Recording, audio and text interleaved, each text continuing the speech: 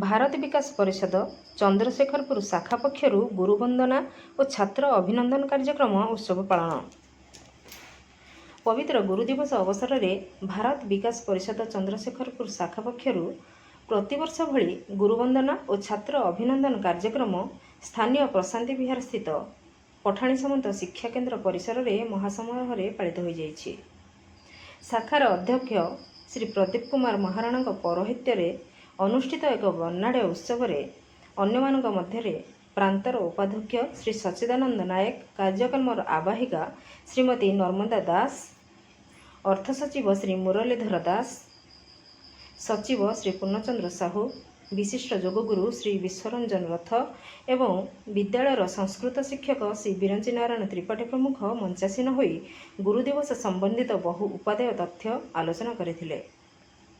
विद्यालयर संपादक श्री सुखदेव सामल स्वागत भाषण देथिले एवं भारत विकास परिषद गुरु वंदना और छात्र अभिनंदन कार्यक्रम संपर्क में छात्र छात्री मानकु सूचना देथिले।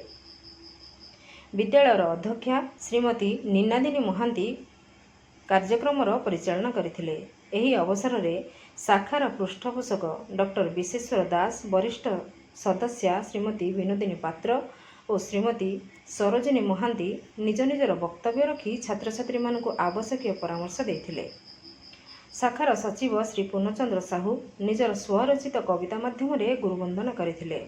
परे परे हे गुरु तुमे मंगलमय संगीतर ध्वनि मध्य विद्यालयर छात्री माने अक्षत, पुष्प, सिंदूर, चंदन, कलम और मिठा दे उपस्थित गुरुजन मानकु गुरुपूजन सहित सम्मानित करथिले। एहाछड़ा विद्यालयर सचिव सुखदेव सामल एवं योगगुरु श्री विश्वरंजन रथंकु समाज प्रति सेमानकर अवदान पाई शाखा पक्षर संबर्धित करा जायथिला।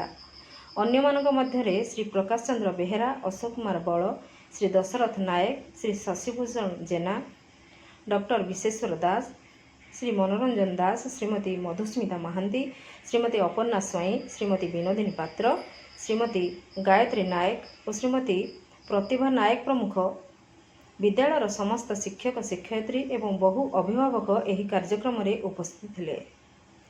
संबंधित शिक्षक, छात्र और अभिभावक माने मध्य एही कार्यक्रम रे सेमानकर वक्तव्य प्रदान करथिले। शाखा पक्षरु कोषाध्यक्ष श्री मुरलीधर दास धन्यवाद अर्पण करथिले। Bureau report, Nagaraj news.